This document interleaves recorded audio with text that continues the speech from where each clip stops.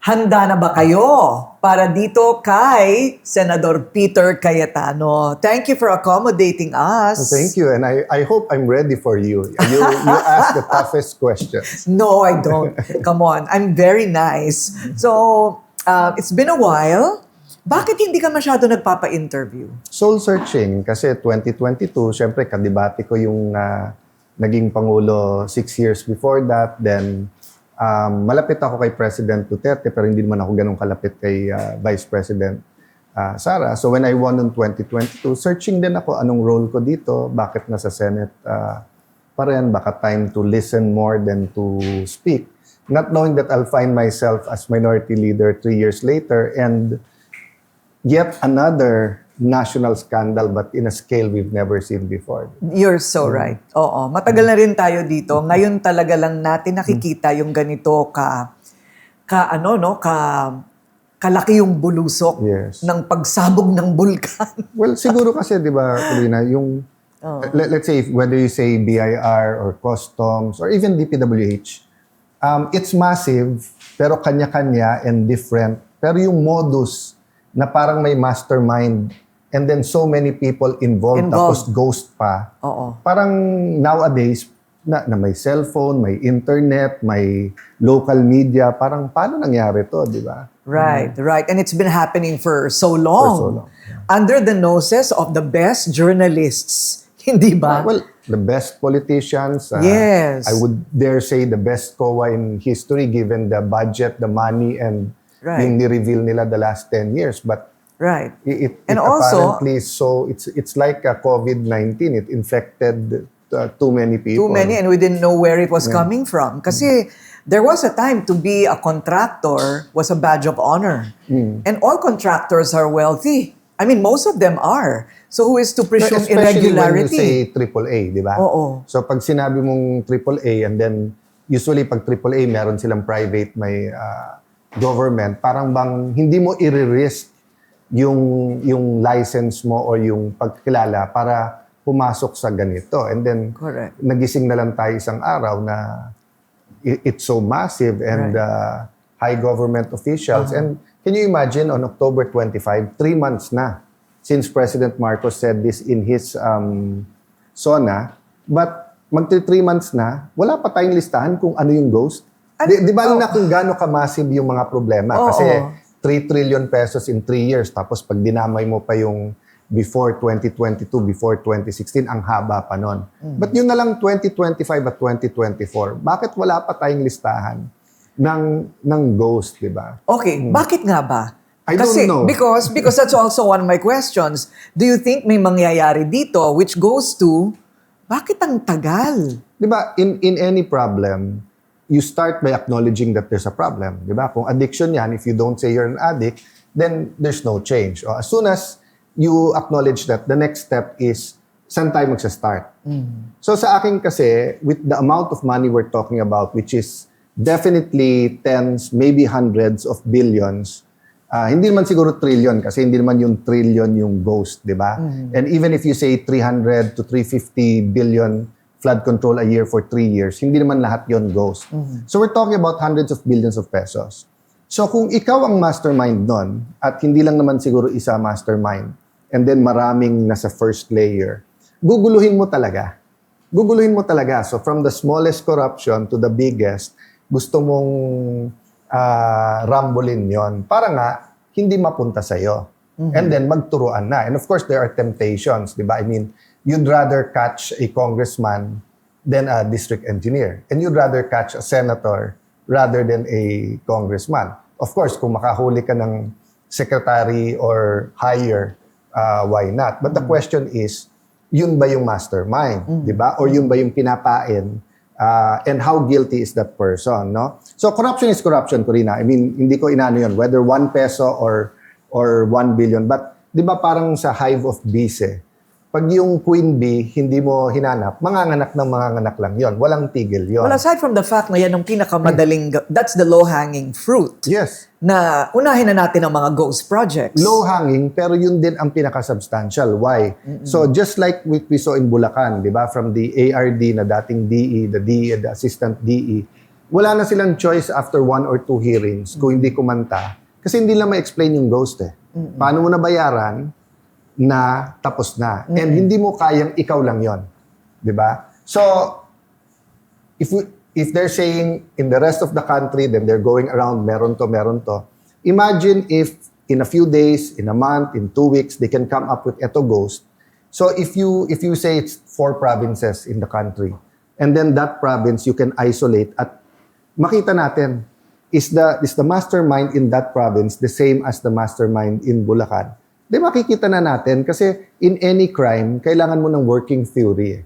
Kung hindi, a step ahead sa'yo yung mastermind dahil they just keep pointing you in the wrong direction. And in the Philippines, dahil may election cycles tayo, pagdating ng late next year, 2026, ano na to yung nandun pa rin galit ng tao, pero nandun na sa solve it by electoral solutions, meaning having a new president, rather than solve it by the science of criminology or forensic. I think it is in the interest of this administration to come out with results right away. Yes. Hindi ba? So especially for the president. Especially for the president, If the president is truly, has nothing to do with it, and yung sinabi niyang statement the other day na tamaan na yung bawat tamaan, interest niya that not only during this administration, but the more defined, di ba, at yung ebidensya lumabas earlier, better. So before we go there, do you think that the COA might be in cahoots?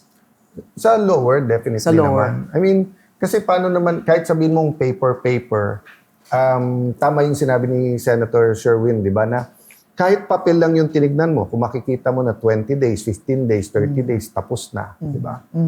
So what is your theory? Bakit ang bagal? Remember also, hindi ba katakataka, Senator, na may 15 sa listahan na si mismong PBBM ang naglabas.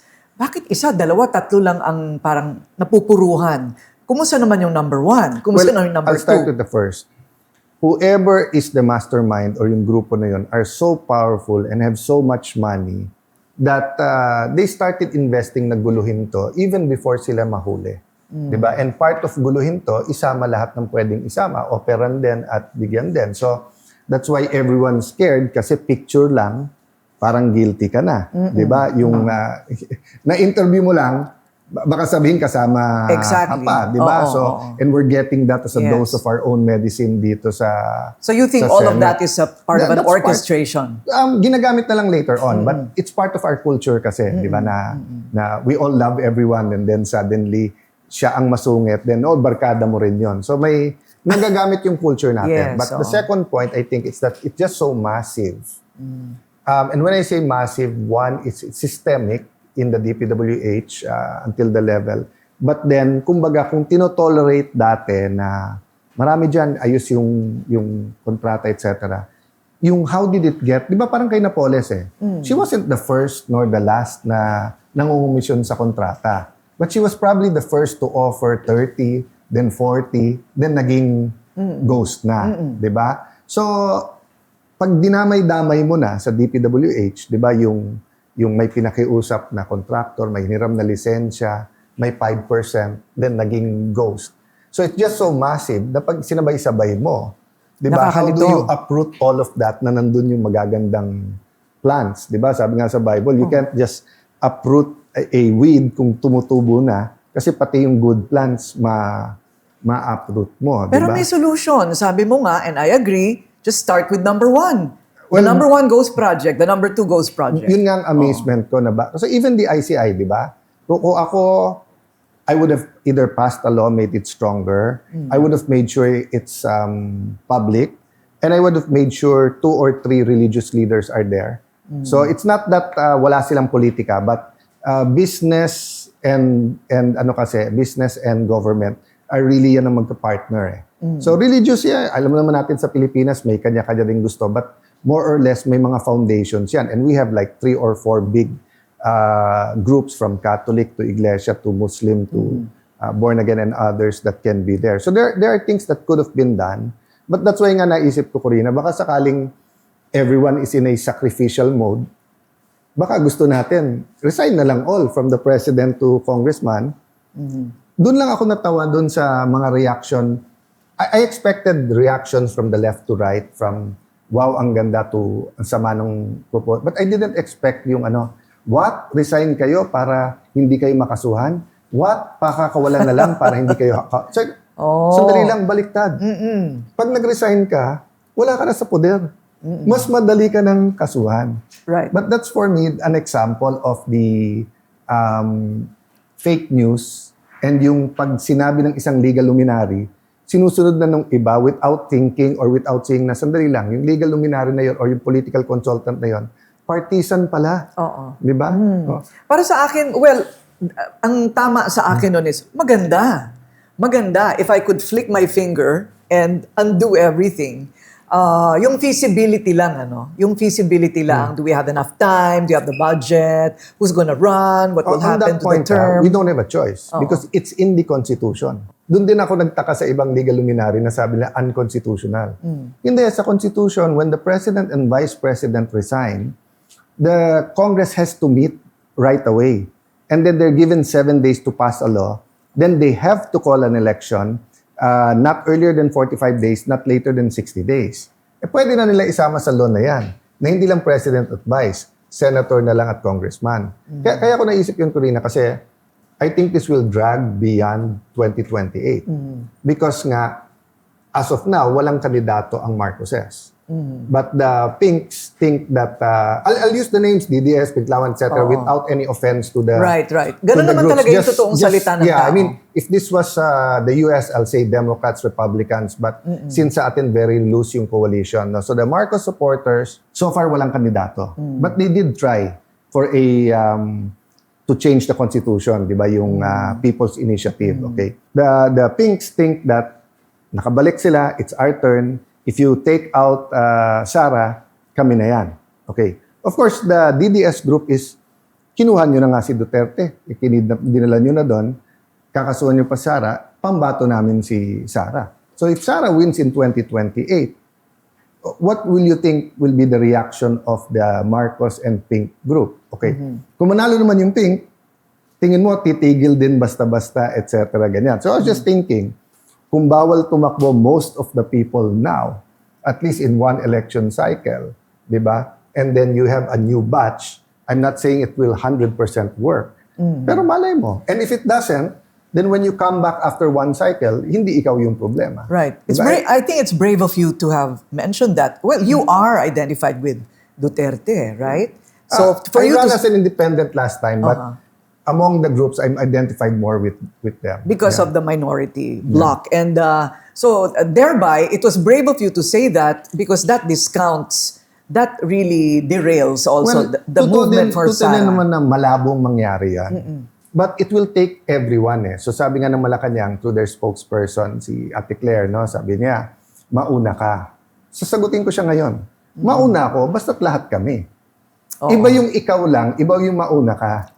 Di ba? So if Korina says na, lahat tayong journalist, bawal tayo mag-endorse ng kahit anong produkto.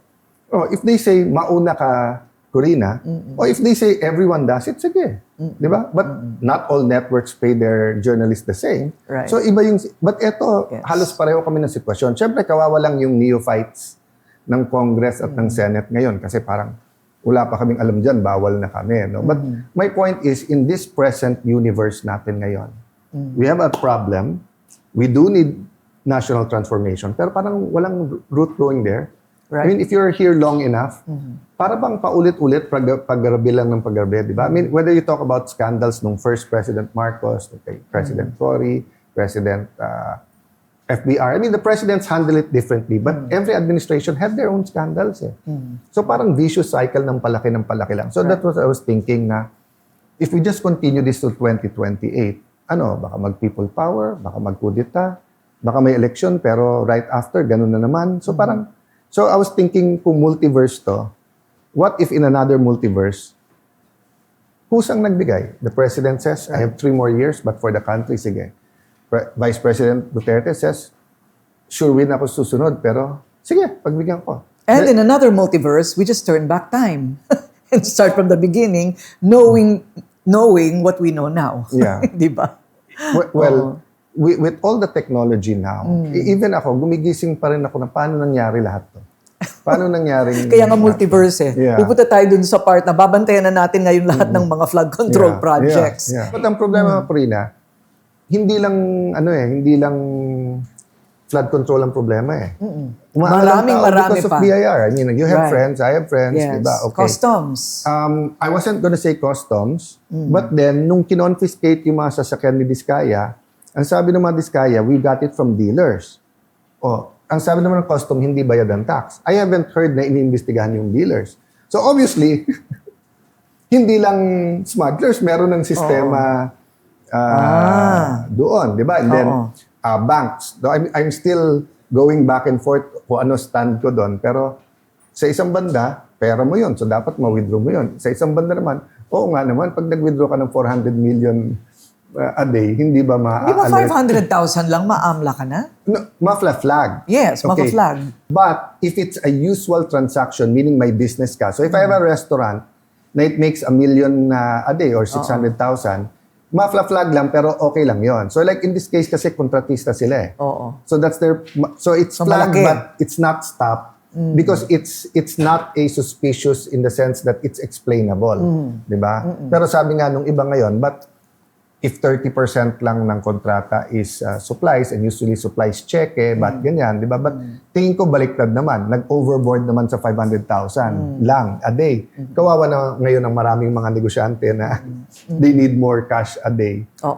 So what will they do? Baka hindi nila i-deposit ngayon. The change of leadership and the Blue Ribbon Committee. Okay. Why do you think Ping Lacson resigned?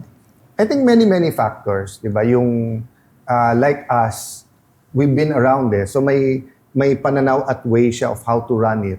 Pero he got back to the Senate. And it wasn't that long ago kasi he was in the Senate during Duterte's time. But 3 years siyang wala. Umiba talaga eh. Umiba din. Not only because of the senators, because of social media. So ngayon, dati, siguro 60-70% ng gawin mo, ikaw chairman. May iba pa ng chairman, parang 90%. Parang ako chairman ha. Pero ngayon hindi. You don't believe that there's pressure for him to... That's one factor, Yes. di ba? Na it's more difficult. Okay. Pangalawa, tama yung sinabi ni Senate President Soto. Sala sa lamig, sala sa mainit. Meron gustong stop. Pag sinap, gusto ituloy. Pag tuloy, meron gustong, Third, from the senators. Kasi nga, yung direction, so like kami sa minority, may angal kami sa... Definition lang eh. Bakit pag minority senator ang naglagay ng pondo sa budget, bakit insertion? Pero pag sa majority, amendment. Di ba? Yung may mga ganun eh, na bakit pag may nabanggit, and hindi namin pinagtatakpan full investigation tayo. Pero pag may binanggit sa credible yung witness. Pag sa majority, ganon. And to be fair, that's not all on Senator Lacson, di ba? And then outside, there are things outside we don't know. Right. How does Malacanang feel? How does this group feel? How I does think yung that we group don't feel? know ang dahilan. Marami Kasi yan. hindi naman maramdamin si Senator Lacson kung yun lang Well, all these rumors of the coup, pero sa kanila nanggagaling yun, hindi sa amin eh. Kasi if yung 5 na nagsabing mag-independent na lang kami, if they wanted to go with us, the majority na kami. Right. But by announcing na, I mean, you've covered the Senate long enough, di ba? Pag yung 5 sinabi mag-independent, ang ibig lang sabihin nun sa majority, ligawan nyo kami. Kasi if they wanted to join us sa minority, hindi na mag-a-announce yan. Panliligaw ba ang hinahanap nitong 5 ito? And by this 5, we're talking about JV, the 2 Villars, tama? And the 2, sino ba yung dalawa? Nabanggit ni 5 of JV si them. Win, and then I don't know the other. I don't really know. Right. Well, 2 factors. 1, malaki ang minority ngayon, 9. So we only made 3. Number 2, napaka-toxic yung issues. But doon sa issues, Korina, it's not always homogeneous Ang tingin ng iba, hindi, DDS siyang na yan. Si Senator Marcoleta was adopted by Vice President Sara's group, but he's an independent. I ran as an independent in the last election, 2022. But obviously, I'm close then to them. Si Cheese is more Marcos independent rather than Duterte independent. Si Joel ran with the yellow pa, hindi pa pink. Di ba? He ran with Mar and Lenny noon. But then, he's sort of independent then. Di ba? So, I'm not sure about Senator Jinggoy. So, mix din kami. Kaya lang, there are more issues na magkasama kami kasi nga, mas maingay ngayon yung Marcos and Pink versus Duterte. But to be fair to the senators, It's much more than that. Mas maraming kulay at mas maraming May ganun ba, issues. Marcos versus Ping? Merong ganyan. Marcos and Pink. Sumusuporta yung Pink kasi pagka umabot sa Marcos or nag-resign, si Sara na. Oo. Kaya kita mo, kaya nagkakagulo nung September 21 kasi hindi na malaman kung sinong pagre-resignin. Hindi ka naman pwede mag-people power na vice president lang ang para-resign mo kasi kaya ka nga nag-people power, may pina-resign ka, may papalit. I think the first rally was kind. I mean, meaning gusto nilang magkaroon ng pagbabago at bigyan ng pagkakataon ng No, administrasyong I think ito. the people who went are organically mad and they want change, they want transformation. The problem is the leaders. The leaders all want something else. Diba? The Duterte leaders want nakapwesto na si Sara. The Marcos leaders wants na everyone na mali dito, the Pink want kami na. So, naghahalo-halo. So you don't believe that Senator Lacson left because he's pressured not to include certain personalities in the investigation? Never naman nagka-pressure na na wag mag-include. We just want the sanity na number 1, sinong mastermind, number 2, anong direction, number 3 is that if they mention, may some sense of proof sila. Correct. Diba? Hindi lang yung basta magbabanggit ang pangalan. Hindi lang yung magbabanggit lang. So, nagkagulo ng majority nung sinabing may mababanggit sa kanila. O, diba? So, yun lang sabi namin bakit pag may nababanggit sa minority, okay lang na ituloy. So, it just so happened, nakita na nila point namin nung sila. Diba? And then, ganun din, diba? Nung nasabing may insertion si Senator Risa, nagkagulo na lahat. And then ngayon, may debate, what is insertion, what is amendment. Correct. O, diba? But inherently, hindi naman masama ang amendment and insertion. Hindi. Depende kung saan balak gamitin, hindi ba? No, well, in general, una-una trabaho natin mag-amend. And kung wala kang amendment, kukurapin lahat ng executive yun. Kasi kung ano ilagay nila, hindi mo nagagalawin yung budget. Si Senator Ping kasi earlier in his career, may natuklasan siya na nilagyan niya ang pondo, parang nagka-problema. So sabi niya, from now on, I won't get any more infrastructure. I won't put, di ba, whether pork yun, PDAF, or insertion, di ba? So of course, from his branding, is that it's the, di ba, some people say money is the root of all evil. Hindi yun ang nakalagay sa Bible. Nakalagay sa Bible, the root of all evil is the love of money. So for Senator Ping, I mean, I don't want to speak for him, pero parang ang branding niya, insertion is the root of evil. Sa akin kasi, it's the corruption of anything you insert. But if you don't corrupt what you insert, di ba? So for example, if you're from Tarlac, they want to put flood control at wala naman flood, and you want to put a hospital, masama ba yun? Di ba? It just so happened kasi people sometimes move from hospitals, school buildings to flood control kasi mas malaki kita sa flood control kaso dun sa buildings, di ba? So, but my point is, it's so toxic, at least in social media, we can't have an intelligent discussion. Kasi nga, ang nangyayari, kung sinong kakampi mo, parang black and white, kakampi mo na. O, kahit mali na. Or yung definition is depending sa kakampi mo. Halos lahat ng mga senador kasama, yung halos lahat ng senador sa 19th Congress, Sa ay may budget insertions, No, hindi sa ba? pagkaalam ko, basta wala lang si Senator Ping. Oo. Si Senator Ping, sa pagkaalam ko meron din siyang amendment, hindi lang infrastructure projects. But he wasn't here the last 3 years. Right. But except for Senator Ping, I haven't heard of a senator na hindi nagpro-propose ng school, ng sports center, ng hospital or whatever. It's the system. So nung meron pang PDAF, may limit ka, tapos you submit it. So unintentional consequence nung nawala yon, iba-iba na yung amounts na sinasubmit. Tapos yung small committee na kung tawagin, small BICAM committee, got more powerful over time until nga nawala yung transparency, until na mukhang one way or the other, hindi naman sila lahat, pero nandun nanggagaling yung paanong gawin yung corruption scheme na ito. So, hindi pa nakakarating sa inyo yung chismis. Marites lang po ito. We have I don't know what the basis is. Yung nagbabanggit ng mga pangalan, tapos pinapa-stop. Kasi may lalabas ng pangalan na kakampi ng administrasyon. No, open yun sa senators, na may isang senador na sinabi niya, alert, babanggitin ni ganito. Tapos may isang powerful na senador na sumagot na kausapin natin si Boying at saka hindi credible yung magsasalitang yon, which was si Bryce. So syempre, hindi na kami nag-comment, kaming minority. Pero sandali lang, nung binanggit niya mga minority, hindi siya credible siya. Nung babanggitin niya na sa majority, hindi na siya credible. But to be fair to that guy naman, hindi naman binanggit nung nandun na. But yun nga ang point, no one knows what's happening in closed doors.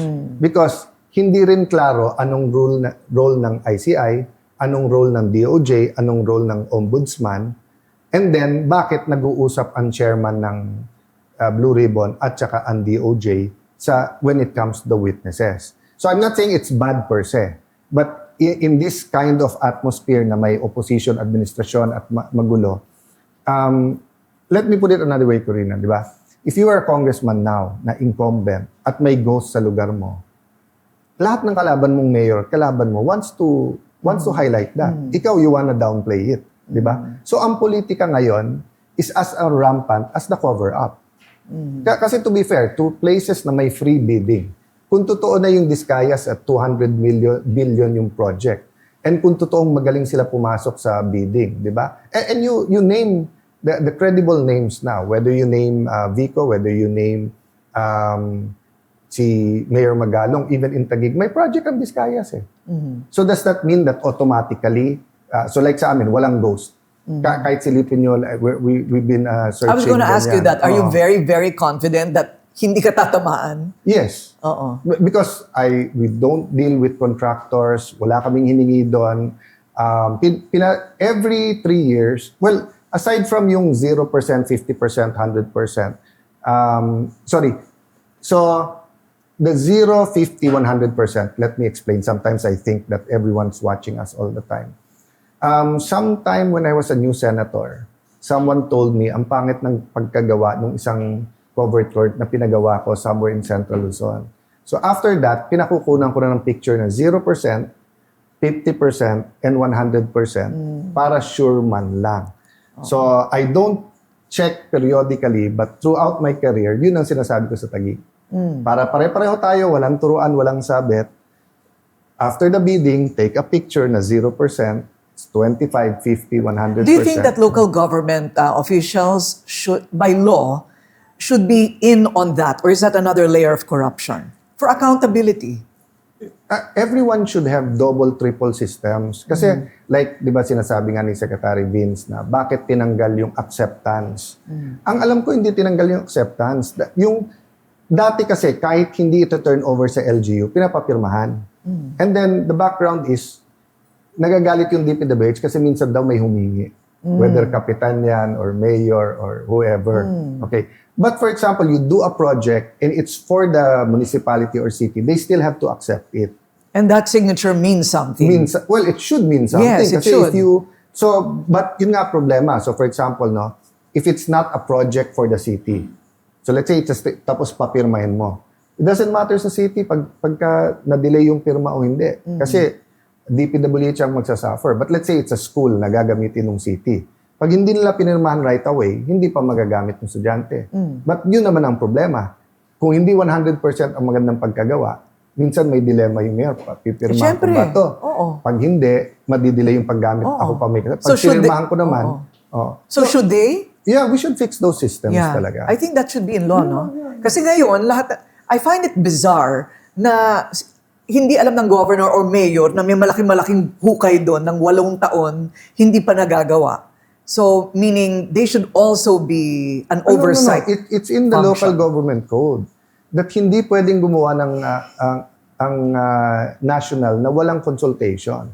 So, it just so happened na not all congressmen ay kasundo ng mayor. Kasi pag magkasundo yon, pipilitin so like ako, dito sa Senado, now and then, nahuhuli ko DPWH na may magagandang project, in theory, pero it will either cause traffic or pangit na projects. Tinatanong ko, did you consult the LGU? Minsan lolokohin pa ako, yes, na hindi alam na asawa ko mayor.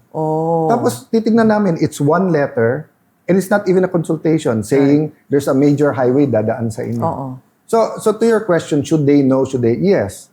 But hindi one-sided yung usapan at yung corruption. There has to be a real dialogue between the ULAP, the League of Cities, DPWH and everything para hindi magturuan.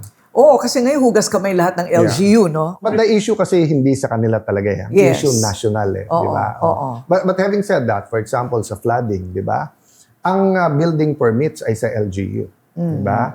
And reality is, there are many places around the country, and this is not the present mayors, this is the last 25, 30 years, kung saan nag-build na hindi dapat mag-build. Di ba? So hindi DPWH yun. Right. Zoning.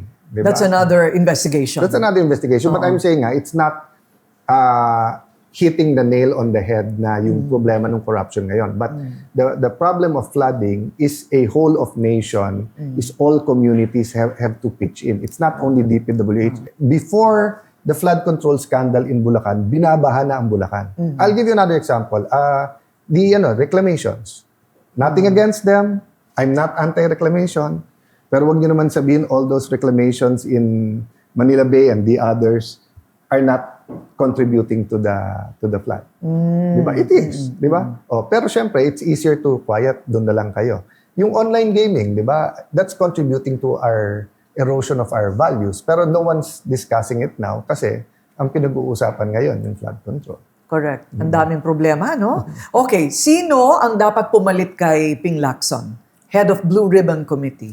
Well, sa akin, it's not more of sino, but then talagang magkaroon ng consensus how we can play our role, minimize yung conflict of interest ng senators. But then, kasi ang role ng Senate for me, it's not kung sino i-convict, but yung openness ng hearing. And actually, benefit pa nga na magkakalaban yung mga senador para lumabas lahat. Ang problema, yung equal say ng direction ng committee. That's why I was saying nga, if we have a list kung saan yung 4 na probinsya, panay massive ang ghost dito, mag-usap-usap mga senador. Sige, these are the 4 provinces. We're finished with Bulacan or one more hearing. Or we'll have 2 hearings on province B, 2 on province C, province. So pwedeng mag-usap-usap no? Paano naman yung interparliamentary courtesy? Sabi, ipapatawag daw si Speaker Romualdez ng Senado. Gagawin ba ninyo yun?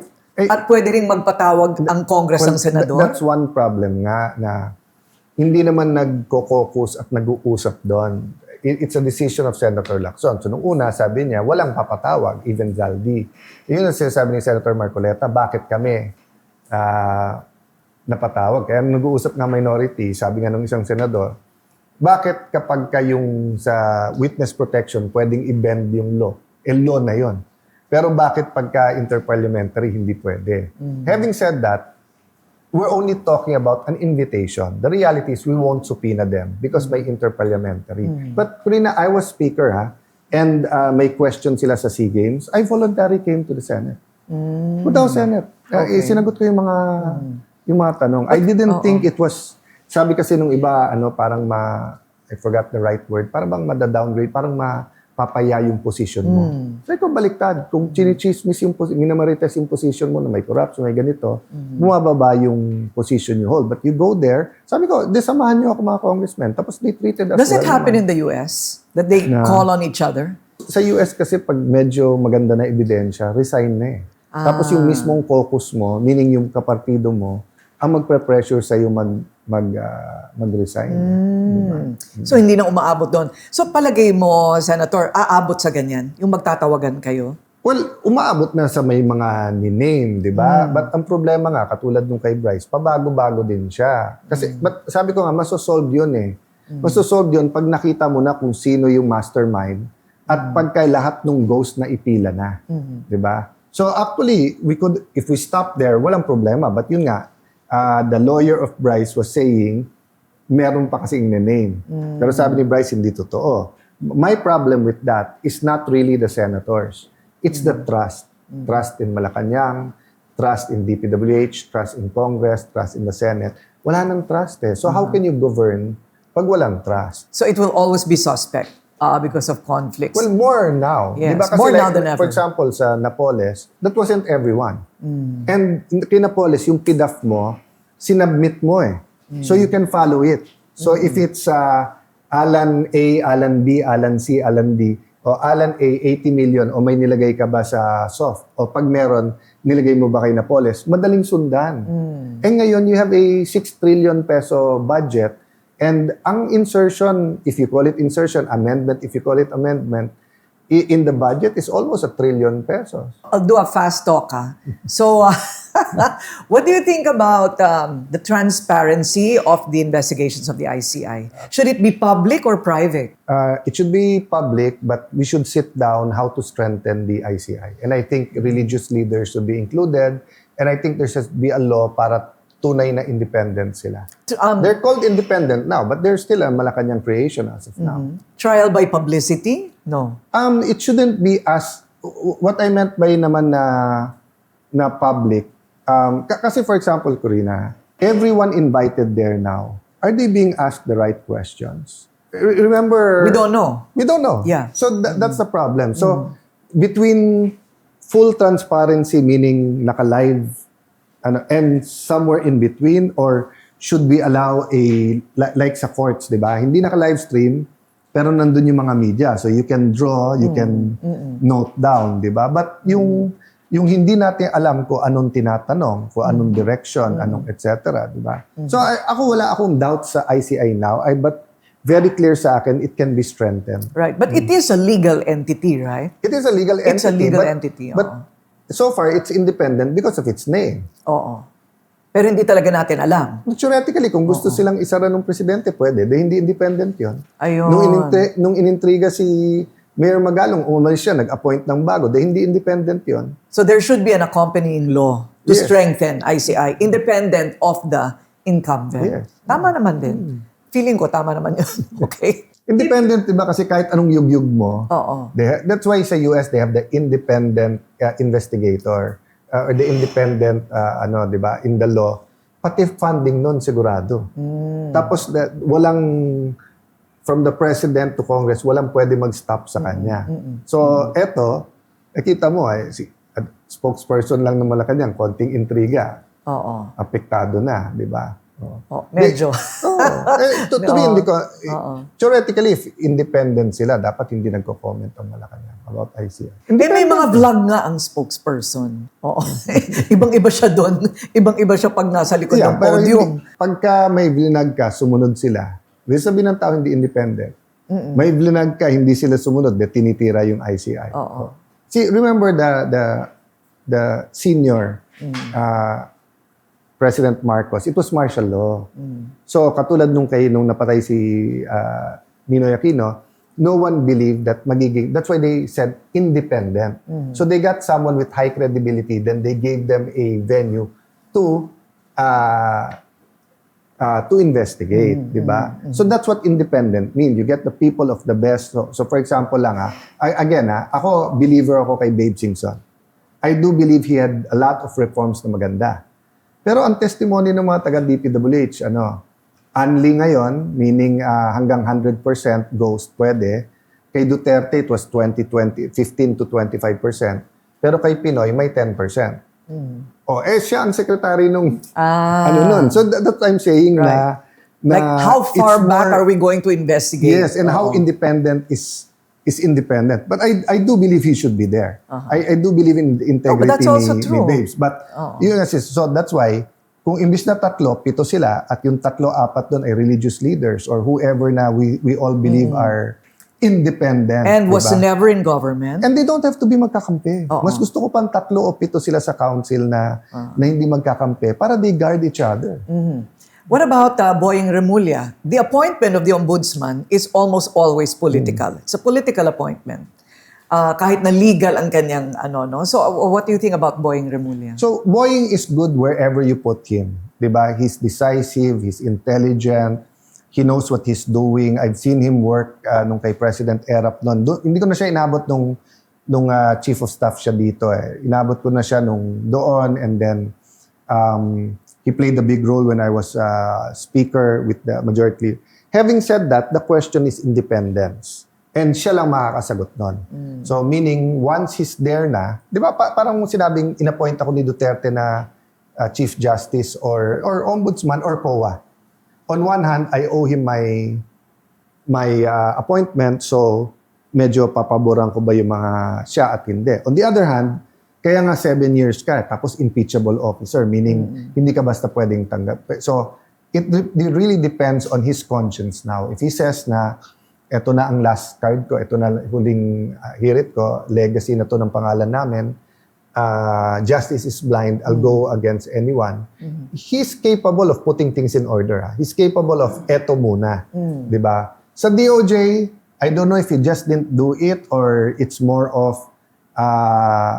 may ibang sistema, etc. Kasi kung sa DOJ sana talaga, it's 3 months na since the President said it. Bakit hanggang ngayon wala tayong listahan na kung ano yung ghost, diba? What about Sara Duterte having to go through the Ombudsman? I think she's prepared for anything kasi impeachment nga, bawal ka na rin na tumakbo. So, in our country, basta't ikaw ay tinignan na presidentiable, whether you are or you not. Ako nga every time mababanggit lang na may new Senate President, yung mga ibang vloggers may expose about me.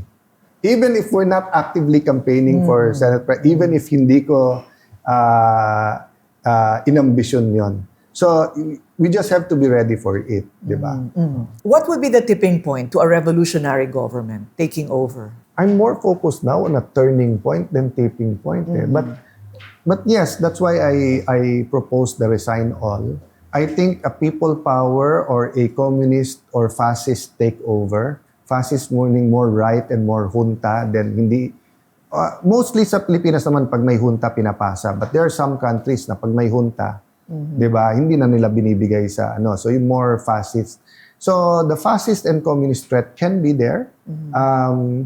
Yung people power, it also causes us frustration, di ba? So after people power in 1986 na decentralized pa yung corruption. So there's so much hope but so much then. So I'd keep bringing it back to we need a revival rather than a revolution. But if we don't provide a venue for that, so let me put it this way. I don't think the problem is only political. I think the problem is also spiritual. Not religious, but spiritual. Meaning, do we really hate cheating, lying, and stealing? Or do we only hate it pag DPWH? Pero pag taxes ba, okay lang. Pag exam or plagiarism, okay din lang ba? Diba? Pagka mauna ako sa pila nung iba, okay lang. If I cheat for my wife, wala naman public funds yun, okay lang ba? So, I think, we hate it pag nabuko. Nabuko or pag tayo. Pero pag ibang tao, pag tayo yung dehado, we okay hate lang, it. di ba? Oo.